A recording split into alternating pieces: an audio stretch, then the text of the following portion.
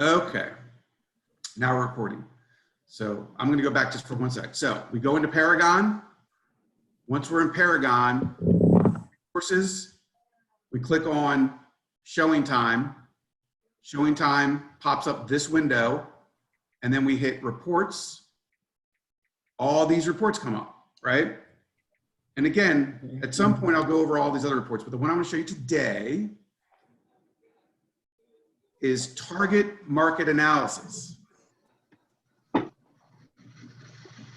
Once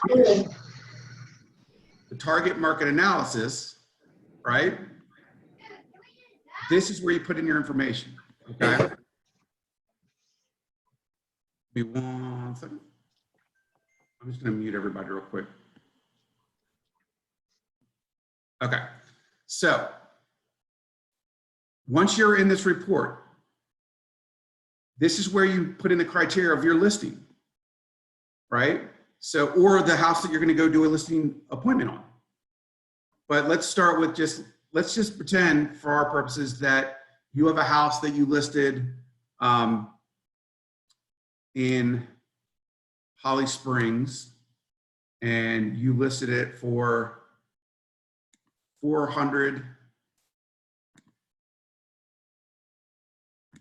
And let's just say right now you're listed at 450. So for our purposes, we want to look at everything from 4 to 450, but you're priced at 450. And we want to look at stuff, let's just do it $10,000 increments. And I want to look at it for, let's just do the last 30 days. And I want to do, let's start with the zip code, not the subdivision. We'll do the subdivision next. So here it's telling me, here's the chart, but if I scroll down, can everybody see this? It's saying that from 4 to 410, there's been 26 showing in the last 30 days, right? There's been 12 from 410 to 420, 420 to 430, there's been 50, right? But then 430 to 440, there's only 1, and 440 to 450 is only 11. So if I was pricing a house out and I knew that I need to be in this range somewhere, right? I probably would be shooting for that 430 range, 420 to 430 before I do certainly the 430, 440, 440, 450, right? So the vast majority are anywhere from 400 to 430. And then after that, the percentages of people looking at these houses in the last 30 days went way down. Does that make sense? So I can use this report, you can print it, and I think you can even email it, but yeah, up here, email report, print report, but this is something that you can share with your clients, right? Now let's go a step further and say that I wanted to look within the subdivision. So I'm gonna pick Sunset Oaks, right? And this saying in the last 30 days in Sunset Oaks, right? Now that, don't get scared off, there's only really 1 listing, but, or there's 2. So there's 1 that got shown 2 times and 1 over 440 got shown 3 times, right? But, and that's why you typically want to do it per zip code. The reason that I would do for the actual subdivision though, is if I knew that I was the only listing in 410 to 420, I could certainly show them these, here are your 2 showings over the last month, right? But then I can go back and go to zip code and compare what they did in their showings to what's happening in the entire market. But even more so, let's say there's 3 houses. In this case, there's not, but let's say there was 3 or 4 houses in that 410 to 420 range. And you pulled this up, and let's just say this 2 was a 10. And your house got only shown 1 time, and you know that. So then the question is, what's wrong? Is it price? Is it there's something that's not grabbing the attention of buyers with the pictures online? Why are there 10 showings from 410 to 420? And I know that of those 10, I've only had 1 of those, right? So some of this is got to be like an internal dialogue with yourself. What can be done differently? Is it a price change? Is it pictures? Is it staging? Is it something that needs to be done differently, right? But feel free to use these reports, especially now with the fact that there's not as many showings as we normally have, to help you figure out what's going on with your listing, and certainly to have conversations with your clients. But also use this, like I said, to make sure that if you're going on a listing appointment, if you're really on that borderline between should I list this thing at 425 or should I list it at 420? Pull something like this up. And sometimes it might say, well, you know what? More people are looking in that 425 range to 435 range than they are from 415 to 425. So sometimes you might convince yourself, hey, the 425 is right. Other times you're like, you know what? I'm doing a disservice because very few people are looking in that 425 and more are looking in that 415 to 420.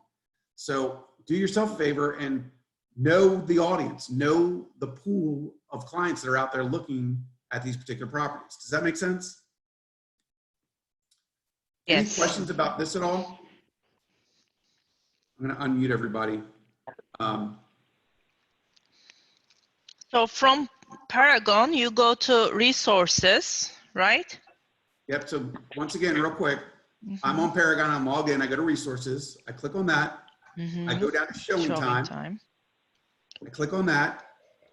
A window will pop up, which is this, but you'll get to this screen here. This is your main dashboard for showing time. On the left-hand side, go down to reports. In reports, there's a bunch, and there's actually really cool stats and other stuff that can help you list homes. Yeah. We'll talk about that at some other time. But right now, we're going to all the way down the second to the bottom is this target market analysis. Target market. And then we're putting our price range. And who else has a listing that we want to check right now? Let's do another one. That's somebody actually has one on an actual listing. I just unmuted everybody, so somebody chime in. I have one going up next week if you guys want to look it up. Yeah, I've got one active right now. All right, we can do both. So let's start with who was up first? I'm sorry, I didn't. Go ahead, you can do the active one first. Sure. It's in Lillington, it's 189. Okay, so let's do, you said it's priced at 189? No, it's 225 is what it's priced at. Okay, so let's just do 200. And I could certainly go up to 250. 250. Yeah, let's do 250. Yeah. I think that's fair.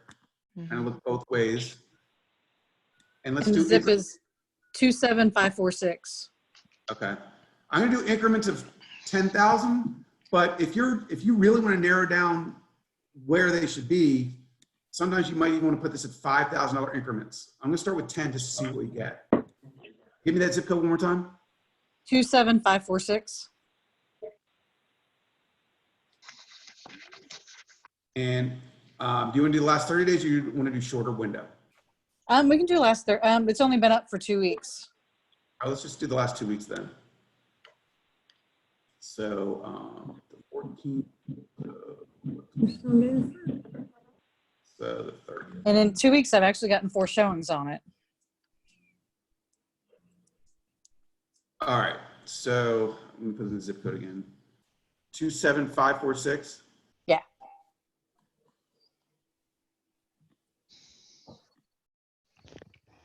All right, so let me move you guys out of my way here. Okay, so according to this, and what's your price? 225. Yeah, so if you've gotten 4, they were all yours, right? Yep. And honestly, you know, if like the 210 to 220, if this was like a 10 or, you know, but literally it's the same amount of showings, you know, and it's the same in both directions, you know, to me personally, when it comes to this particular report, I would say, you know what, I'm probably okay where I am.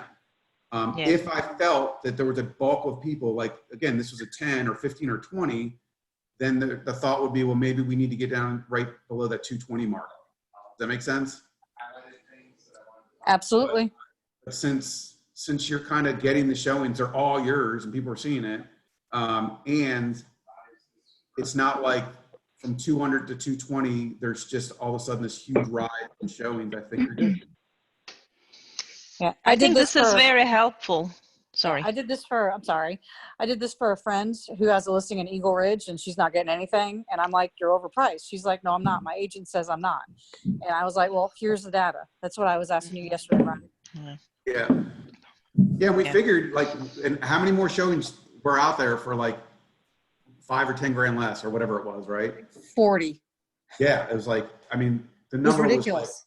yeah, it just all of a sudden, the number of the buyer pool, if she had just lowered the price a little bit, was so much more. Mhm. It just made sense to be like, look, unless you want to wait it out, like, look. And I told Melanie yesterday, I didn't even look at her house. I can't speak to the value of the house itself. This report is looking at the buyer pool. So Exactly. the conversation with your client is like, if you want to know what people are looking at, here it is. And if you want to make an adjustment based on that here you go. I mean, the house being overpriced or having what it, compared to others is a different conversation, but this certainly helps, right? Mm-hmm. Yes.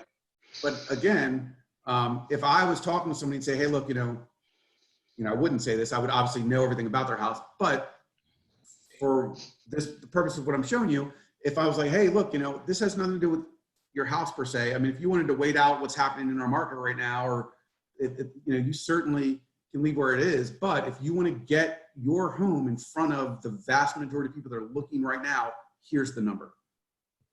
And some people might say, hey, I'm not in a hurry. Other people might say, you know what, let's get there. Let's be in front of that group of people, right? So let's do another one real quick. So Laura, is that you that said you have a listing coming up? It will go live probably Friday. It's going to be listed at 165. Maybe. Well, I think around, so we're still finalizing the comps depending on how it shows. Let's do 150, 175. And then what's the zip code? 27520.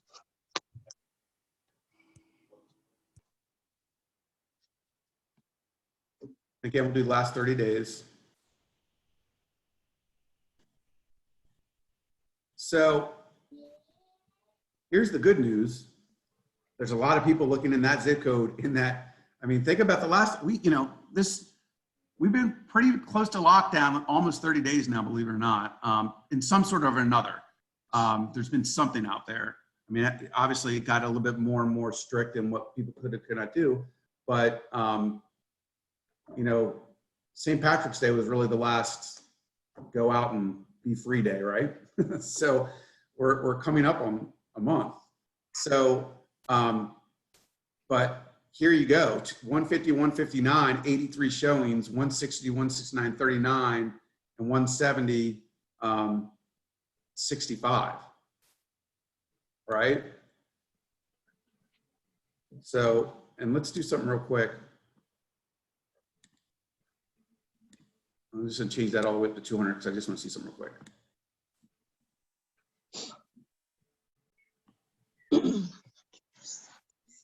$179, $115. Now let's actually break it down.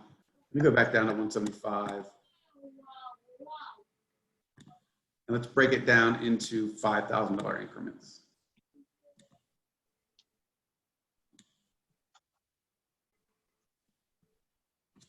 Right? So,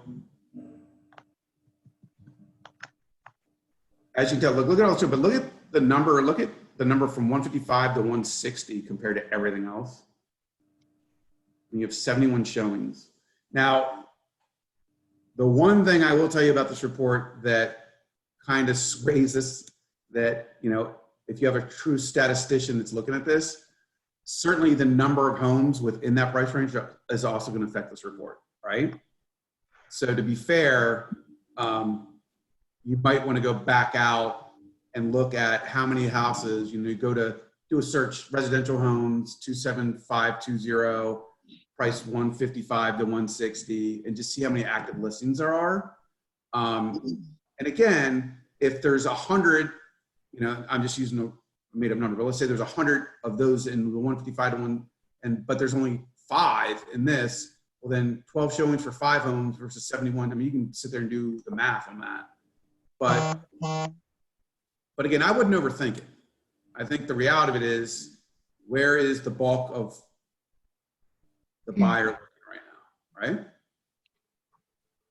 So what price were you thinking, Laura?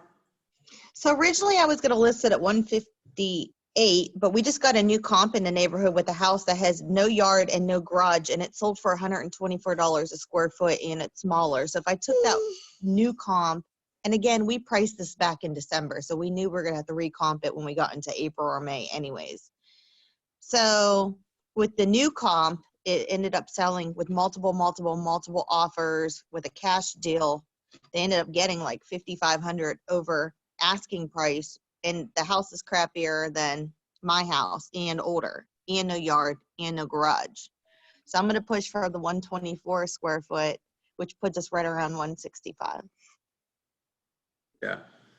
And again, if I was looking at this report before I went to see them, and from 165 down, if that was like 90% of the showings, and all of a sudden it dramatically fell off and there was no showings from 165 up, then I would probably consider this report and how I'm going to price it. But in your case, the number of showings is really strong across all price levels, in my opinion, right? Mm-hmm. So I don't think I'd be scared of anywhere in this price range, obviously.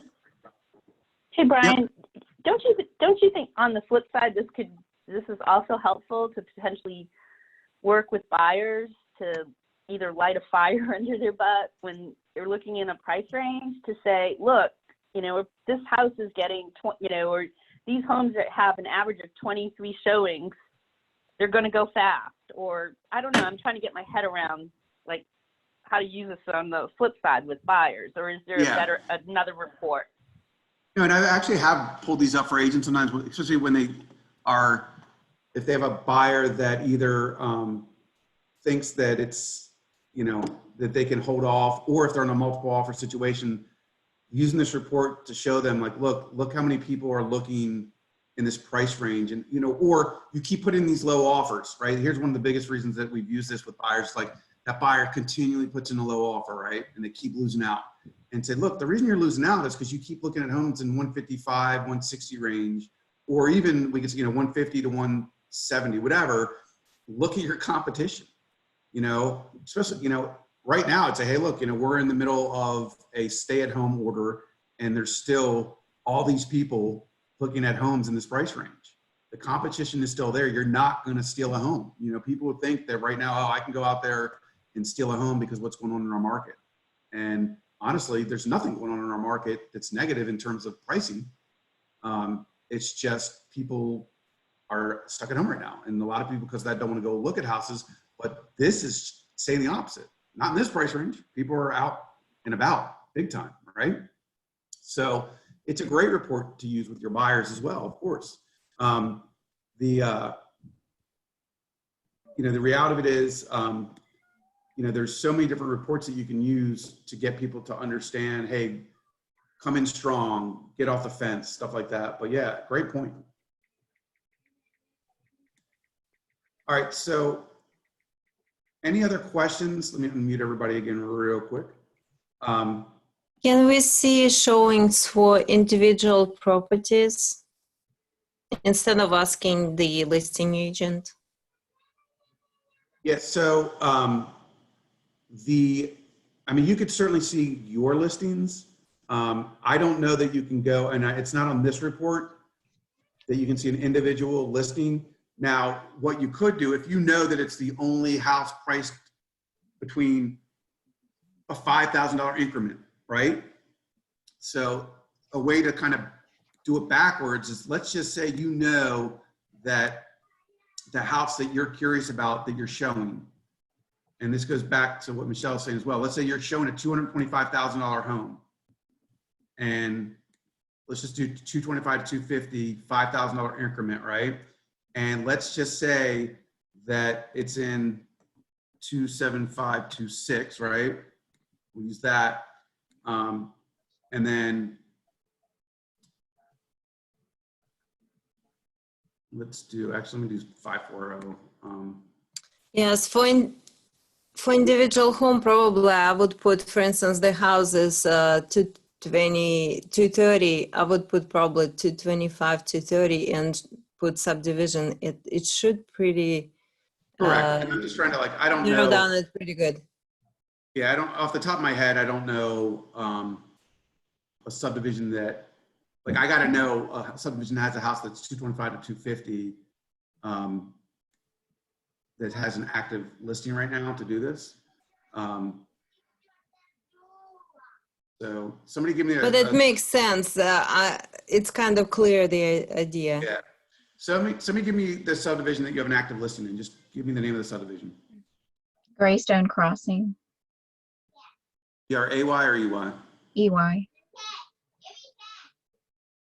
Crossing. All right, and what's the price of the house? 265.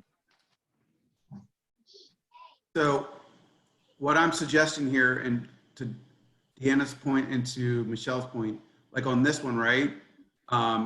And maybe I just do, well, we'll just do those dates, that's fine. So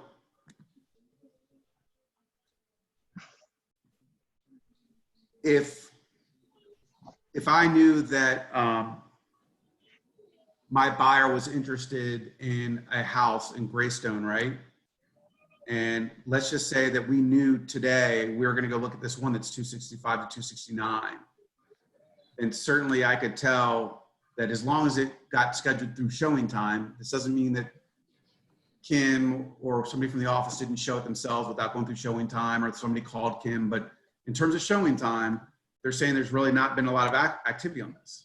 So from a buyer's perspective on this one, you could say, hey, look, maybe we do put in an offer. Maybe they're asking 265, but based on this, at least, there's not a lot of people seeing it. So maybe we should come in at 260, 259, something, just see what they do with it, all right? Does that make sense? So you can kind of use that in the opposite direction as well with your buyer. But again, if all of a sudden this was a 10, and we know that there's only one listing in 265 to 269 range in Greystone Crossing, then we know that all 10 of those were for that house. So that's how you can know that you're looking at just that one individual listing. Now, if there's 10, 15, like you're in a new home subdivision, there's a bunch in that price range, it's hard to know what that specific house at that specific address, what kind of traffic they got. But in most cases, as long as you just do a $5,000 increment and there's no other house that's priced within that $5,000 increment in that subdivision, then you know you're looking at that particular property. Does that make sense? Everybody on board? Yeah. Yes. Hey, Brian, I want to add something to Michelle's question when Michelle was asking about how to use this for buyers. So if you have buyers that are on the fence, or you've been working with somebody and they're looking in certain areas, if you go into showing time and you pull weekly reports on the area and price range that they're looking for, and you can show them the change in the showings. So if showings are starting to go up in a certain area, then you can tell the buyer, hey, there's a lot more buyers out there. There's a lot more activity out there. We might want to get out there now to find your property, put an offer, because you're going to be going up against more buyers down the road. So that's the leverage of how you use showing time for that, for the buyers to monitor that. And also when you're talking specifically about FHA and VA buyers, so, you know, the lower the showings and the lower the activity, the more likely their offers are going to get accepted, and they're going to be able to get concessions from the seller or contributions towards any assistance they may need. The more activity there is, the less likely they're going to get what they need. So those are two different things that you can leverage with the buyers. Does that help, Michelle and everybody? Yeah, thanks. Okay. Awesome stuff. So, so yeah, so I just want everybody to know that. So again, use it on your listings, use it with your sellers, your buyers. If you need a refresher or want to go through this one-on-one at some point, just give me a call. But it's out there for you. We'll go over some of these other reports at another time, but I just wanted to show you that because I thought it was really cool. So moving on. There's another technology that I wanted to show everybody. But actually, let me back up. Before we do that, let me see if I can't see my own screen. Hang on a second. And while Brian's looking for that real quick, the reports that we're going through here through Showingtime, these are all things that I am incorporating into the virtual listing presentations and buyer presentations. So make sure you're comfortable using those reports and knowing how to get that, because it's definitely something you want to incorporate into that. Just a side. So I was going to show you guys something on Google Drive, but I think we're kind of getting off topic. So let me just go to this next thing that we're going to talk about when it comes to listing homes. And I think this thing is a really cool idea. And hopefully this video works to where you can hear it when I play it for you all. But, you know, this came out before the shelter-in-place stuff was out there. And I think it's going to have some really cool implications afterwards. But I think even right now, it's like super cool because as people go through houses, there's less open houses that you're doing, although this tool is good for an open house as well. Anything that you can do, one, to get more information out in front of a consumer about that particular property, I think is awesome. And the second thing is, anytime you can go into a listing appointment and tell a seller that you're going to do something a little bit different than everybody else, I think that's a huge plus, especially if you're going to leverage technology and even maybe provide them with a piece of technology. I think it's pretty huge. So with that said, I'm going to try to play this video, and somebody just please chime in and let me know that you can actually hear it, because let's see, y'all. Let's see if I can get rid of this. Why is this happening?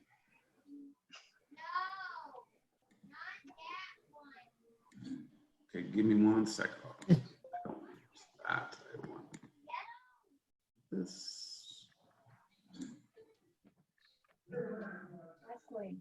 Everybody hear this?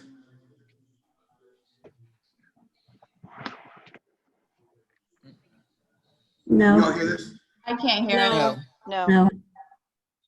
No. That's the one thing I was worried about. There's a lag in it, Brian. There is. All right, well then we probably won't show the video. I will just talk about it. So there's this thing called getlundy.io. So if you want to write that down, it's right here at the top, getlundy.io. And in a nutshell, what this technology does is it allows you to add a function to a Amazon Echo. Now, a lot of you got one from me during Christmas, at the Christmas party, but they're really inexpensive nowadays, these Echo Dots.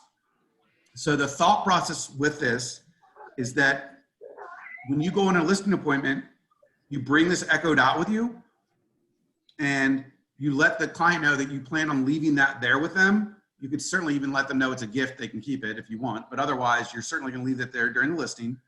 And what this real estate addition that can be added to your Amazon Echo, it allows people to ask questions about the property.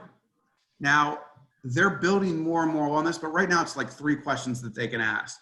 But one of the cool things it says, you know, tell me about the community. And it will come up and say, you know, hey, you know, every 4th of July, they have a neighborhood barbecue and a, you know, pool festival, and, you know, there's a fireworks display within the neighborhood. I mean, obviously they all don't have that, but that's an example. So it literally, it's not saying, hey, this is a 3-bedroom, 2-bath, 3,200 square foot home with, you know, with, you know, granite counters. I mean, it's not about that. I mean, you're saying that in your marketing material, the description in the MLS says that. So this is more about what is happening in the community. What are some extra things? Why does the seller like this home? Things like that. So it's like these 3 different things that allow the consumer when they get through. And the questions, there's a little thing that you put next to it, like a little stand that has, here's the things you ask Alexa when you're walking through the home. And it's really good for two reasons. Well, more than that, but two main. Certainly if you have an open house, busy open house, you're around talking to one group of people, the other group of people coming in can ask these questions and get some extra commentary about what this house is all about, right? And then certainly, even more so, you're not at a showing. So another agent brings in a buyer and you know that that agent is going to show the house, but you have no idea it's a good agent. What are they going to talk about? What are they going to do? But if you have this Alexa out there with this particular sign and they're asking these questions, you at least know that in most cases, this information is getting out in front of those buyers that are walking through the home. So I think it's super cool. There's really, I don't even know if there's a cost. When they first rolled it out, there was no cost at all because they wanted to get it out. And that was back at the end of 2019. They actually were, even at that point, they were giving out the echoes. I think they're beyond giving out the echoes at this point because you can actually upload this software into your Echo or add that function to your Echo. But I'm not sure. I'm waiting to hear from them, but I don't know that they're charging for this at all yet. So it's just a really cool feature that you can do. My guess is at some point they'll add more features and they'll have, the free plan versus if you do this, you get extra things kind of thing. But it's a really cool tool for you to be able to just, again, go into a listing appointment and, there's always gonna be things that we can talk about that separate us. And certainly this is available to a lot of people, but there's a lot of agents that don't know about it yet. So if you're going in right now and say, hey, look, our goal is to get you on the first page of Google and my firm will make sure that we do that. This is how it works. And by the way, we could show you right now, right? And you go in your listing appointment and Google like that city or that subdivision, whatever, we'll make you come up on the first page. That'd be awesome, right? And then the next sentence says, oh, by the way, I'm gonna give you this technology. And there's others as well, but I just wanted to kind of show you that. What do y'all think about this thing? Let me unmute. I don't want to do that. So it looks like it's potentially really cool. I want to know more about exactly what information it is going to deliver. Yeah, so I'll try to. Well, you can't hear the video, but I'll send you the link to the video, and as soon as we're done, go ahead and watch it. It's just a really basic, but stuff that is allowable. So it's not saying, well, this is, good for this protected class or that particular class. So it's definitely not going to get us in any trouble, at least the ones that I've heard. And you'll always have availability to make sure that it's saying the right stuff.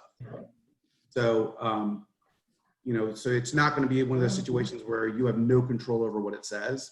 And in fact, you definitely want to make sure that it's saying the stuff that makes sense for that house and that it's not saying anything it's not supposed to say in terms of protected classes or anything else like that. I just Googled the Get Lundy IO, and you can actually, it'll give you like everything that you've got, Ryan. So if you Google it, you can actually see what it does. It's got features, how it works, and add a property and all that.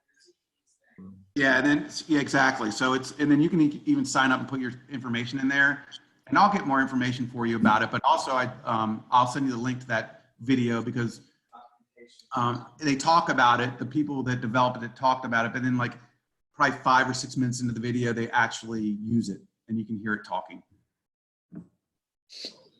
So part of why Brian's bringing this to the table a bit, so we want to get you guys to start thinking outside the box. So what is going to put you in front of other agents? What's going to have you stand out when you're going on these interviews with people for them to hire you? And to remember, a house doesn't just sell itself.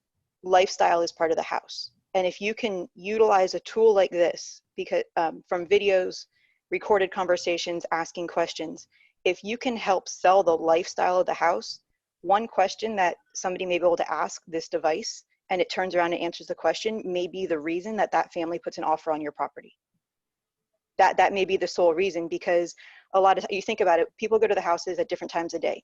If they go in the middle of the day when everybody else is at work and all the kids are at school and they have a family and they're wondering how many other families are here? What do the streets look like at night? Are there kids running around throwing the ball? Are families going on walks with their dogs? Things like that. So you have to think about bringing the lifestyle to life to help sell your property. And using things like this is proven to sell properties faster and at value or above value. So there's a lot of studies on these things as well. And, you know, part of what Brian and I are trying to do, and part of what I'm trying to help you guys do is I personally want you guys to be the top agents in the market. I want to help all of you take your business to wherever it is that you want to be.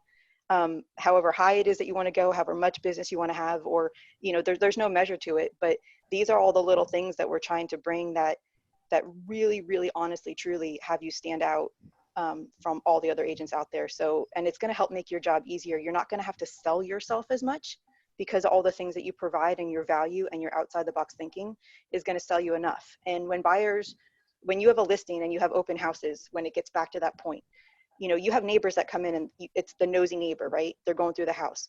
If they see little things that you're doing that they're not seeing in other houses, that's part of the interview process where they are indirectly interviewing you for when they are getting ready to sell their house. So think of those little things that are going to help land you business down the road as well. So just be open-minded to this and open up to the possibilities. And this is also something that we're going to incorporate into Thursday's class as well. So, all right. Yeah, thanks. And that's true. So like anything that we can do to figure out tools, technology that will help you get a listing, I think is crucial. With that said, they still are hiring you. So the relationship between you and them, so they got to love you first, right?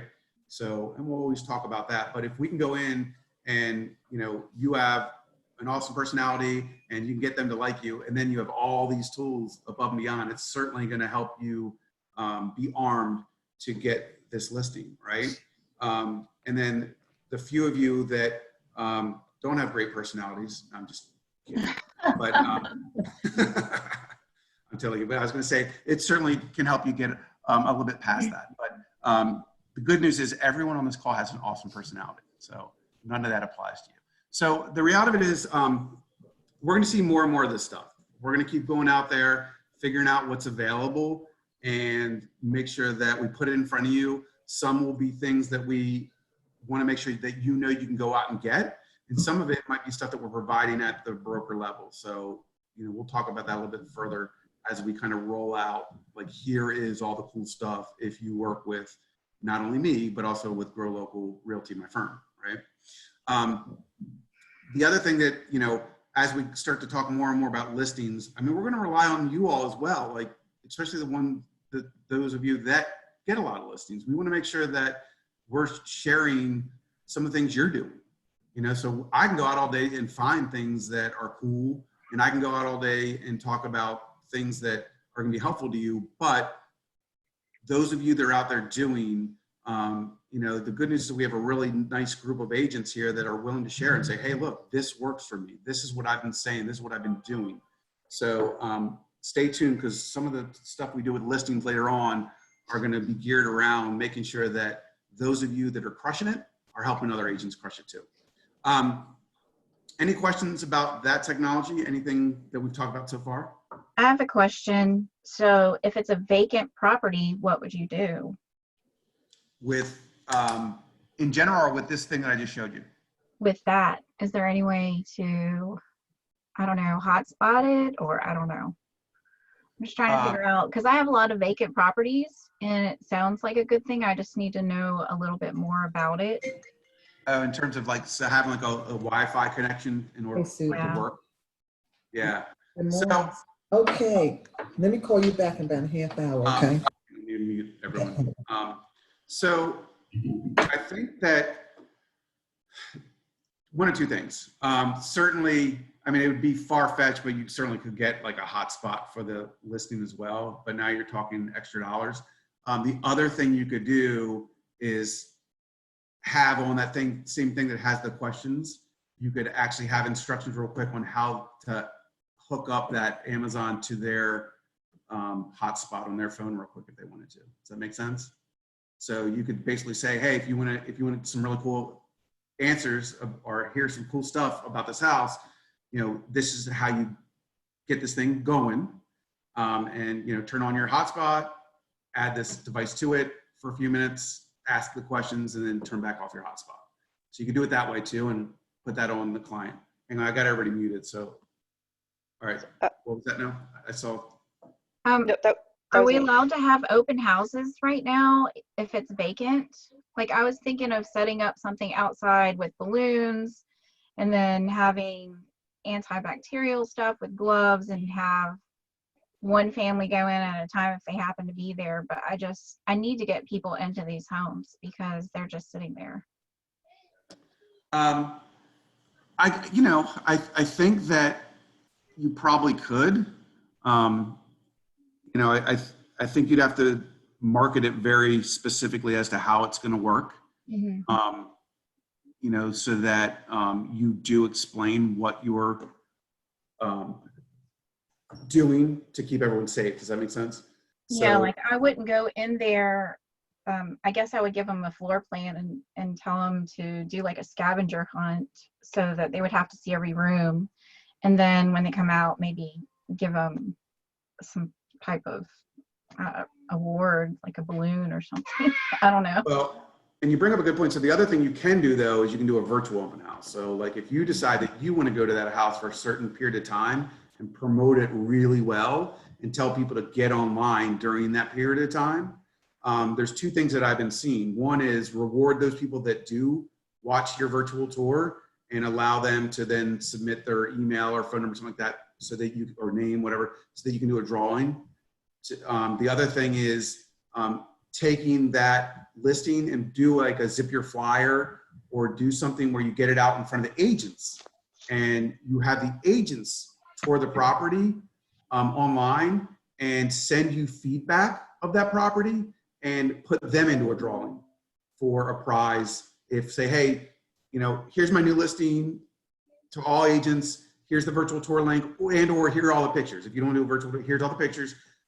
Please go through it, provide me feedback by this date at this time, and anybody that did this will be put in for a $100 gift certificate to your favorite restaurant, something like that. Does that make sense? So I think that the open house, having people go to it, you could do that, but it's a personal thing. Like I probably wouldn't do that myself right now. I would probably do more virtual and more of these internet things, and or I'd go myself and have everyone join me on Facebook Live and things like that. If you are going to advertise, come to this open house on this day right now, I personally think you need to spend as much time advertising property as advertising how you plan to make this safe for everybody. Because I think it's important to people, and I think it goes to how they look at you, is to say, okay, this person clearly, wants to make this thing get sold, but they're looking out for my best interest if I show up here. So they're only letting in one group at a time. You have to do this, this, and this before you go in. You have to then wait till I do these things before the next group goes in, whatever it is, right? Yeah. Good question though. Got a couple questions here. Okay. Wait, I was going to answer Kim on her, what do you do if there's no Wi-Fi or connection? So one thing that you can do is if you create these questions and answers into a link like a YouTube, or, because you're recording them somewhere, which you have to record them and put them somewhere before you put them onto the device anyway. If you take that link and create a QR code, you can put a picture of the QR code on the counter and tell them to scan the QR code to listen to the feedback, which would definitely help. And then what you can do as a visual is create like a panel, like a big board, one of those, like what the kids do for school when they're making their projects, and put pictures and then put captions under the pictures with the different lifestyle things about the property. So those are two options that you don't have to then worry about the Wi-Fi. And then the other thing for open houses, you can do a theme where maybe it's like a hands-free open house, where you're literally giving them a tour, and you have like put little arrows on the floor. They have a mask and they have gloves that you give them when they enter, one at a time, but it's hands-free. They're not allowed to touch anything. They get to walk the property, and then they can come outside to ask you questions about the property, and you let one person at a time. But if you advertise it as hands-free, then other people won't be so nervous about what's being touched. So that's my little kickback on those things. Hope that helps.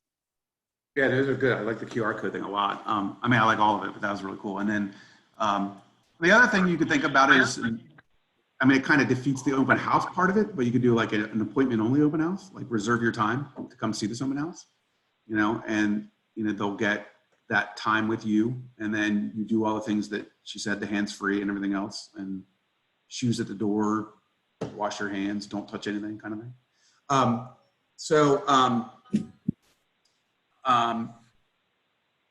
Any other questions about this technology or open houses or?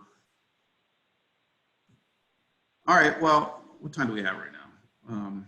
Give me one second. Okay, so the only other thing that I wanted to go over today is I just wanted to make sure that from a broker's perspective, so I'm shifting hats a little bit here, is that I'm getting everyone's paperwork as quickly as possible when it comes to buyers and sellers.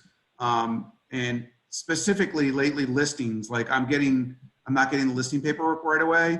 And it's very helpful for me if I'm getting listing paperwork as soon as it's signed so that I can help you. As you know, I'm not a micromanager. I'm not going to tell you how to run your business, but I want to make sure that if you're listing a home that, you know, we're doing everything we need to do on our end to make sure that you're protected. So I recently had one that the agent actually did everything absolutely right, but my concern was it's a single wide, it's got a metal skirt. We've had problems in the past where those weren't real property, they were still motor vehicles.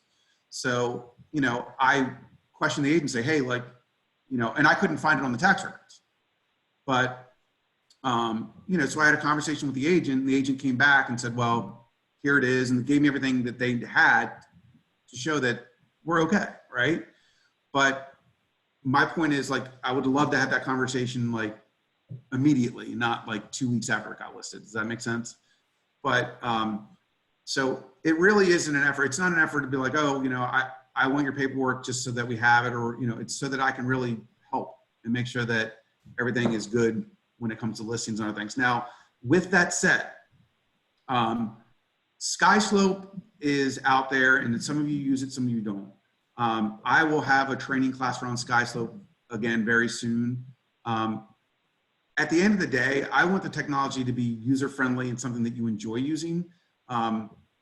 Please use SkySlope if you want, but in terms of getting me the documents, the easiest way to do them, if you want to just forward an email with them as attachments, that's fine. The number one thing that I recommend that I still love is Google Docs. Like, every one of you have a Gmail account, so you also have a Google Drive account. So the reality of it is, you can go in and, let me get rid of this thing. You can go into Google Drive and you can create a new folder for your property, and, you know, 123 Main Street, right? And then once you create that file,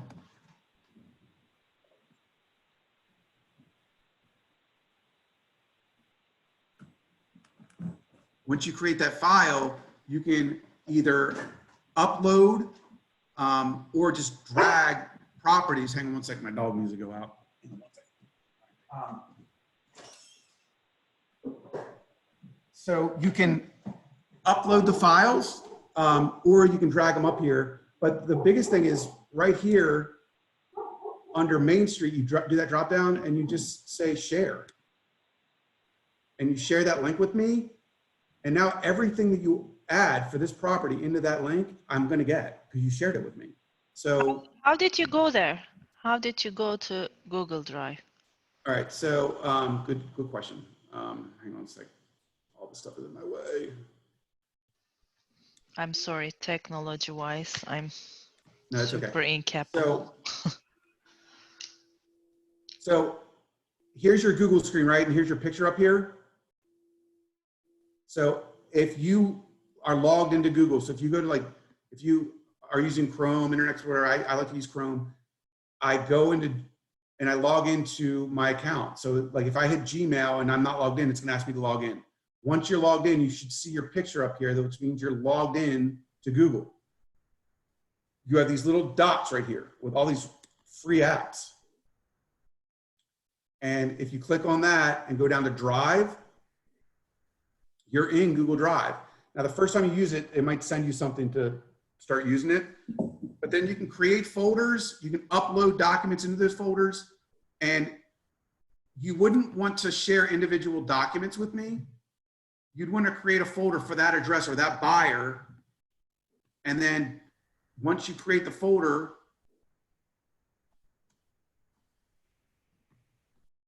that's when you start to put stuff in.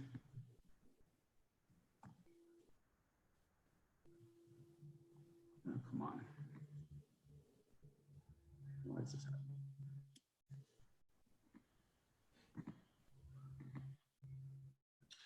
So now I'm in that 1, 2, 3 test file.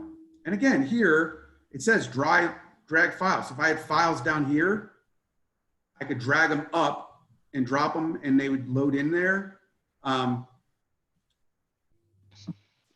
Or I right click and I can just upload files and find the files on my computer. But I'm not gonna share the individual files. I'm gonna go up to this main file right here, the name of the file, and that's where I'm gonna right click and share it with whoever needs to be shared. I can share it with, the attorney if I needed to, but certainly with me, so I can get to all those docs really quickly. So I'll do more of this later. I just want you to know it's there. It's free, it's secure, it's within your account, and it's a good, easy way to send them to me. Otherwise, you can just send an email with them as attachments. SkySlope's great. I'd love them to be in SkySlope at some point, but I don't want you to slow down. You go sell, you go make money. At the end of the day, if the easiest way for you to get stuff to me quickly is to put them in an email and get it to me, or put them in this Drive file and share the file with me, I'm good with that, okay? SkySlope is great. We'll talk about that later on, but get me the documents, and that's the easiest way to do it. They're coming back to you in emails anyway. So if they're coming back to you signed, like a contract, it comes back from the seller signed. When you get that email attachment, once you have Drive up and going, you'll actually have an icon like under that file that says, do you want to download it? You'll see this little Drive icon where you can literally click on that and add it to the file automatically. So there's some really cool stuff with this. We'll go into more detail, but my big thing with this wasn't to necessarily go deep into Drive to show you how to use it. My big thing with this is to make sure that that I just need documents as quickly as possible. And, I don't need everything like listing agreement and buyer's agreements. Those will probably be the two main things, just so I know what's going on with you all. So that's it. So I just want to make sure that everyone's aware of that. And again, we'll go further into the Google Docs stuff later. That's all I have. Any other questions, comments, concerns? Yes, I have a question, Brian. Yes. So what are these financial supports that we are to take now? Yeah, so I sent you an email to respond to you. So yeah, I sent that email, but basically for independent contractors, if you decide that you want to apply for it, it's the PPP under the independent contractor, but you again have to go through a lender. And as of today, I still haven't had one that wants to help me out. So your best bet is to go to the SBA.gov website, get a list of the local lenders that take SBA applications, and then your best chance of getting it done is if you already belong to one of those lenders. And if one of the lenders is a big bank, Wells Fargo is worthless. That's who I have. So you would have to find a lender that is probably not such a big lender, and again, hope that you're already a part of that, or maybe go open an account with them and then see if they'll help you with an SBA application. But it's called the PPP loan or grant. I mean, it's a loan, but it's forgivable in most cases if you're using it for either to pay yourself, but if you're paying rent or stuff like that. So there's only certain things that are forgivable. So you need to talk to your tax accountant to make sure that you're using it properly. Otherwise, you will have to pay it back. And it's at a 1% now. So at one point they were at 0.5, but they're saying it's a 1% loan, and it's due after 2 years. Okay. So, What else? There's also this unemployment thing, right? We yeah, can so, you know, and I'm not going to go real into depth with that, but if that's something you decide to do, you would just look up how to file for unemployment if that's something you're going to do. But I think instead, you know, or again, and if you need to, by all means, that's a personal decision. But what I would tell you to do is, even while you're doing that, just keep doing all the stuff that we're talking about. Keep pushing yourself, and there are deals out there. You know, I'm torn between listening and being safe, and I get, like, I want everyone here on this phone call to be safe, absolutely. But I also know that there's people out there that are looking at homes. So, you know, the reality of it is there's absolute opportunity for everyone to be out in front of these people. So as we continue to talk about listing appointments and buyer appointments and doing stuff online and ways to get yourself out in front of people, continue to do that, because you will start to get business. Hi, this is Gilman. Can you hear me? Thank you. Yes, This is Gilman. Can you hear me? I can. Okay, I have a new Dell laptop. You plug it into the computer, the round part. Do you have any idea where I could get it fixed? Jim, let's say that one more time, because you started to lag. The stem on my laptop, I think it's broken, so it's not holding in the cord. So I wonder, where can I get it fixed? So if you Google computer repair, because there's one right here in Holly Springs, like a block from our office, but I would recommend just Googling one near you. A lot of them are still open for quick walk-in to drop off to fix things like that. Because the other option would be to go through the manufacturer, and that's usually, unless if it's still under warranty, that's fine. I would recommend that. But if it's not under warranty, it takes a really long time and it could get expensive. Yeah. Oh. All right. Thank you. And then the last thing I would say, That it? if you find one near you, call them and tell them your problem before you go up there. Just say, hey, this is what's going on with my computer. Is this something you can help me with? Right. Okay. All right. Thank you. No problem. All right, hey, I have to run, but if anybody needs anything at all, please reach out. Thanks for everybody's input today. Don't forget, on Thursday at 10 o'clock, Jessica's going to have an awesome training.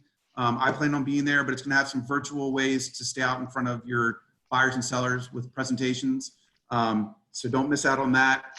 Again, we will record that as well. And then this will be put up into the Facebook page later on, this recording on this one. So if you want to go back and review any of the stuff we went over, it will be there for you. And then later on your the Grow Local email, I'll send the link to the video for that Amazon Echo technology. Cool? Great. Thank Thanks, you. everybody. Thank you. Have an awesome day. Thank Thanks, you you too. too.